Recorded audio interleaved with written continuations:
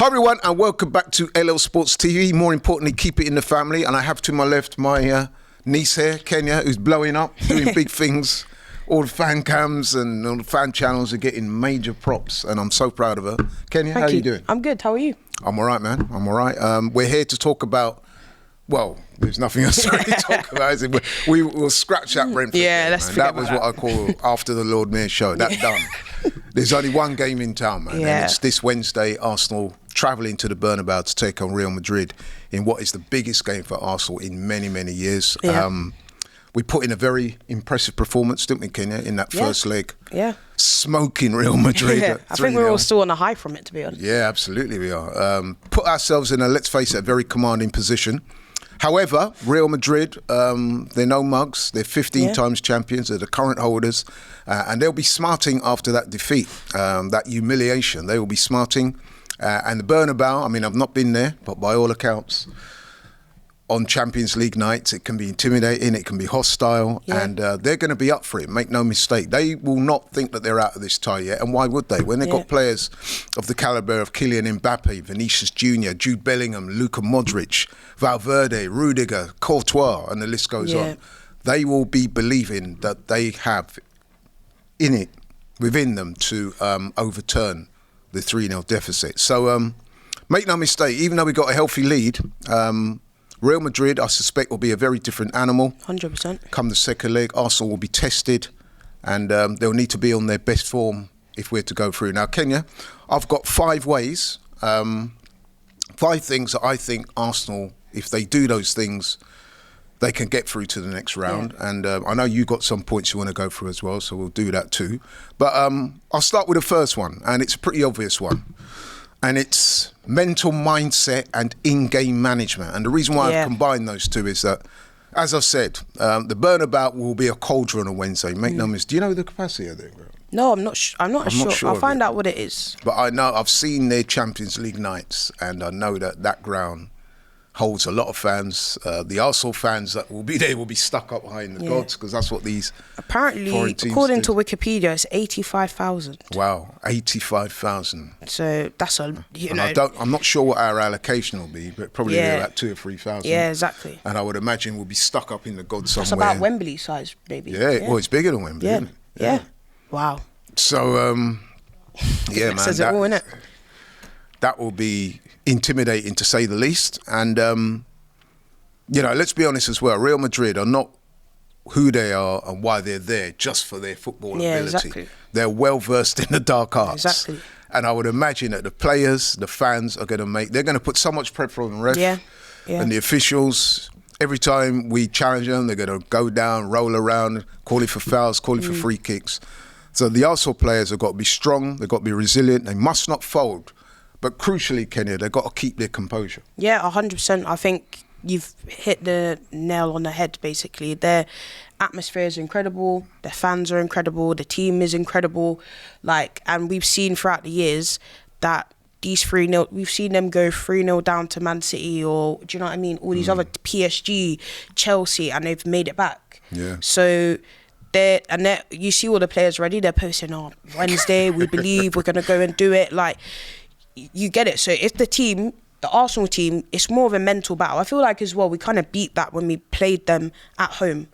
We started off maybe a bit shaky, but after about 5 minutes, we're like, no, we're here for a reason. Absolutely. We're in the Champions League for a reason, because we finished third in the groups. We've beaten everything in front of us, and we've done really well. So you're right. The mental mindset has to be. Got to be spot on. We're not here oh my God, we're in awe.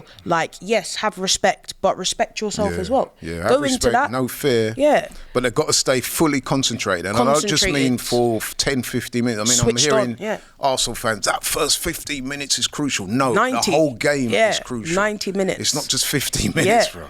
Especially when people have been saying that 15-minute stuff to me, I've reminded them, look, in the first leg, when we beat them 3-0, we scored all 3 of our goals in the second half. Yeah, exactly. In the space of 18 minutes. Yeah, that's true. That's how quick it was. So you've got to be cognizant of that in the return leg. So I said, mental mindset, in-game management, no silly fouls, no yellow, no red cards, no free kicks even. No penalties. You know what I mean? You've got to know. Just disciplined. Yes. I think well as well. said, Kenya. I think as well. I was reading that. So I know if we were to make it to semi-finals by the grace of God, you know, we'd have all those, likes of Timber, Declan Rice, Martinelli won't be suspended. But even more so, if they get a yellow in this card, they'd still have to serve a suspension. Oh, right. So again, like you said, discipline is so important. Don't give away any, like you said, any set piece. They gave us 2 set pieces. Look what happened. Yeah, exactly. I don't think any Arsenal fan thought we were going to score a free kick, let alone 2. Well, we hadn't scored a free kick for 3.5 years before Declan Rice. Exactly. He gets 2 in, 13 minutes? Yeah, so. exactly. The second thing, defence. That is going to be crucial. I mean, it is one of our strong points, and it's one of the major reasons why I think we will go through. But defence on that day, they've got to be so focused on defending. Locked on. Not defending the whole game. We do need outlets. You can't just go there and put 2 banks of 4s, play the low block and expect to beat them like that. Yeah. You've got to have an outlet, but the defence is a crucial part of what we're about this Wednesday. And when I say defence, I mean, it's interesting because I used to, every year, me and your dad, this was years ago, we used to make a pilgrimage to New York. We used to go and watch the New York Knicks. And one of the things that always strike me when you go to those games was the crowd. Defence. So, you know what I mean? Yeah, that's what I'm saying. Defence. They've got to be cognizant, man, of what's coming at them. We've got to control the transitions, stop Vinicius Jr., Mbappe, Rodrigo, the likes. We can't afford to overcommit. We've got to keep our shape. Can't just go bombing forward. You know what I mean? We need to be very disciplined in defence. Yeah, 100%. I mean, look, our defence in the first leg was incredible.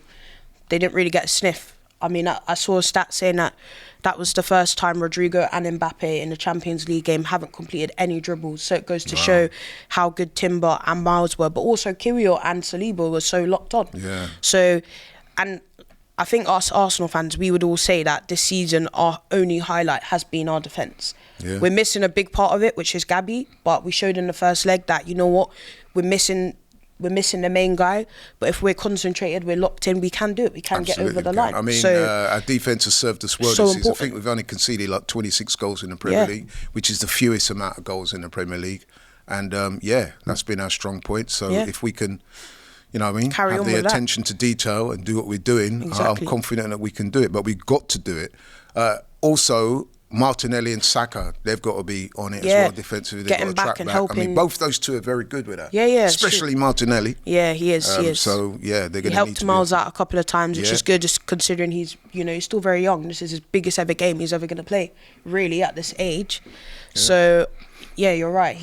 Martinelli's been good. And I was checking. I think the last time we've lost by 3 goals, which is what Madrid will need to do just to take it to penalties, was way back in November, I think it was 2020. Yeah. We lost 3-0 at home to Aston Villa. And that was a long time ago, 5 years. So I don't even remember that. Yeah, so there you go. Yeah. Number 3, trying to win the midfield battle with pressing traps. Right, so Real Madrid tend to thrive when they got guys like Bellingham and Modric on the ball. So what we need to do, I would say, Kenya, is to establish pressing traps. Yeah. Rice, Odegaard are going to be very important in this. Partey as well. Cut the passing lanes, force Madrid wide. Yeah. And the press has got to be compact and it's got to be in unison. Yeah, I agree. So you can't just be relying on Odegaard to do the press. The other guys have got to, when he goes, they've got to go. Yeah. I feel like in the home leg, Rice and Partey were superb. Yes, they were. Rice was everywhere. Partey, honestly, was schooling that Real Madrid midfield. Odegaard led the press, but I used the word he was a kind of a passenger in that midfield. This is a game where I want to see, like, okay, we need you to do more. Yes, you're leading the press, but, we can't just think, okay, Rice and Partey's there. In fact, we don't even know if Partey's going to play at this current moment in time. That's a concern, man. So I was at the game on Saturday, and when he came off, he seemed to give a thumbs up. Yeah, I think he'll be okay, to be honest. Let's hope so. There's a few little murmurs saying that he might be okay and he'll be all right. And obviously, Jorginho went off injured in that game as well. So it's even more important now that you win that midfield battle. Definitely. Like, as you said, Modric, Bellingham, Valverde is another one who's incredible. They've got Tchouaméni coming back. This is a perfect example where, like, your midfield... Tchouaméni's back, man. Yeah, you win your games in the middle of the park. If your midfield isn't up for it, just forget it. Yeah. So, they, like you said, they need to be locked in. The pressing traps have to be on point. Has to 100%. be on point. Number 4, I would say exploit Real Madrid's left side. Now, in that last game, Saka did really well against Alaba. Alaba was struggling. I mean, I know Alaba didn't play at the weekend. It was Garcia. But whoever occupies that left-back position, that is clearly not as strong as the rest of the team. So I want to see Arsenal attack that. Because we can't, like I said, we can't defend the whole game. There's got to be an outlet. When we do get the ball, we've got to be positive. I think that left side, we can get something in on the left side. I agree. I mean, like you said, Alaba, he wasn't even fit. He was rushed back for the game. We saw it. He was taped up and stuff. And Saka's only at probably 25% of himself. And he just cooked him. He had to get Jude Bellingham to come over to help him. And even that point, what made me laugh, Jude came over. Saka just ripped him, crossed it into the box. And I think Declan should have actually just tapped it in. So you're right. That's a good... run at him, isolate him when we can. Put it on him, basically, when we got the ball, because he was struggling in that last game. Yeah, I look at those two fullbacks, Valverde's not a fullback, he's a midfielder. I look at Alaba, who's not really fit. And then if there's no Alaba, they've got Franz Garcia, he's good, but he's not better. Alaba is a much better fullback. I would say it's not the strongest part of their team. And then even if they want to play Lucas Vazquez, he's much older, so someone like Martinelli should be trying to run at him more. Yeah, man. So I agree, these are two areas that we must exploit, and like you said, that left-hand side, Saka's going to be so crucial. I mean, he should be even more up for it, because it's like, imagine you're going to the Bernabeu, it's an incredible stadium, it's brand new. Like, imagine what it'd mean if you'd go there and you'd score and you help get us through. It's bigger. Do you know what I mean? Yeah, it doesn't get much bigger than this. 5, the manager. Now, Mikel Arteta, he did very well against Madrid last week, but this particular game, he's going to have to be on point again. He's going to have to be tactically astute. He might have to vary the tactics if necessary. He might have one game plan. He might need to go to another game plan. He's got to deploy the substitutions wisely and timely. Don't leave it too long to change things if it's not working. But, on the other hand, don't rush to change things just because they've not worked straight away, if that makes sense. He's got to have a right balance. And this is a massive game for him as well, Kenny. Yeah, absolutely. I feel like what more to say to everyone than going to Real Madrid, going to the Bernabeu and winning. Because I feel like we as Arsenal fans, not even just Arsenal fans, fans in general, we could sit here and say, in the league, this season we've fallen away, but he's kind of proved himself and as to why he's in this role. But European-wise, absolutely not. And I feel like if you go to the Bernabeu, you get it right, you out-coach them, and you get us a performance, even a draw or even a win, people are looking at that, right, he's turning a corner in his European heritage kind of career.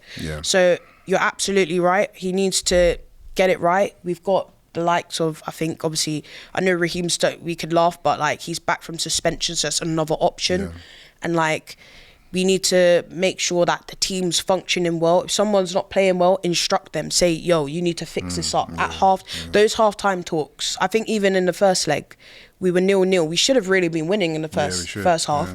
He obviously got that half-time talk right, because they came out and straight away, not even that long later, we'd scored. So you're absolutely right. Manager's got to get spot on. 100%. That's 5 things. And then, of course, the other thing is, which is pretty obvious, really, we need a goal. I mean, we don't, listen, we don't have to score if we keep them to 2 or less. But I think it is important that we do score. I do think we can score, but what I would say is that we will get a chance somewhere along the line. But we got to take it. I agree. So whether it falls to, whether it's Mourinho, whether it's Declan Rice, Partey, Martinelli, Saka, Nwaneri, whoever it is, we've got to be clinical. Take your chance. Because once we've scored, if we score in that game, the pressure's on them. The pressure. They'd have to score at least 4 just to get it to 90 minutes. And I can't see them doing that. And that, like you said earlier, we've not conceded we've not lost more than, what did you say, 3 goals? Not lost more than 3 since 2020, if my information is correct. And we've not conceded more than 2 in over a year. So this is where all of those things add in. And as well, if you score early, you silence that crowd. That crowd's now looking at it like they're even more stunned, because I don't think any Real Madrid fan expected to lose to Arsenal in the first leg. So they'd be looking at it like, rah. Not by 3-0. They're looking at it like, rah, we've got to score 4, and this is a high possession, very defensive Arsenal team. So you get a goal, that's a massive morale boost, and also it just makes you even more confident going forward. So you're absolutely right. I mean, as to close up, I'm confident, Kenya. I think we can go there and get a 1-1 or a 2-2 even. Yeah. But even if we lost 2-1, we still go through. Yeah. But I'm going for 1-1. I think it'll be a relatively low scoring game. I think Real Madrid will score, but I think crucially we will score, and I think we will go through to the next round. Kenya, what do you think? My heart is saying we're going to win 2-1. My mind is saying it's going to be a 1-1 draw. So I'm stuck between those two, to be honest. But obviously, I take. But the one thing we do agree is we're that going Arsenal through. go We've got to go to through the next round. Yeah, we in have the semi-final of We the have to go Champions through. League. But Wednesday is crucial. It's the biggest game for Arteta and Arsenal, certainly in years. Certainly since we won the FA Cup in 2020. What's that saying that they say? Like every game's like a cup final. Like this is a cup final essentially. Oh, yeah. You beat Real Madrid. That is like what. You're no longer like an underdog anymore. It's like, this weak Arsenal team that's nowhere near it. They've had all these injuries. They put out one of the best team in the world, the holders, the Spanish holders as well. Yeah. Like, what does that say? It puts it out there like, we have to be afraid. Yeah. Gives you that morale boost. Such a good point. It's not just the fact that you've gone through to the semi-finals. You put Real Madrid out, you made a statement. Yeah, exactly. That could be the catalyst to launch Arsenal to that next level. Exactly. But anyway, Kenya, thank you so much for your considered opinions and your analysis, which we always enjoy on this channel. Thank you so much for watching. Really do appreciate it. If you're new to the channel, please like, share and subscribe. We're out. We catch you on the next one. Take care.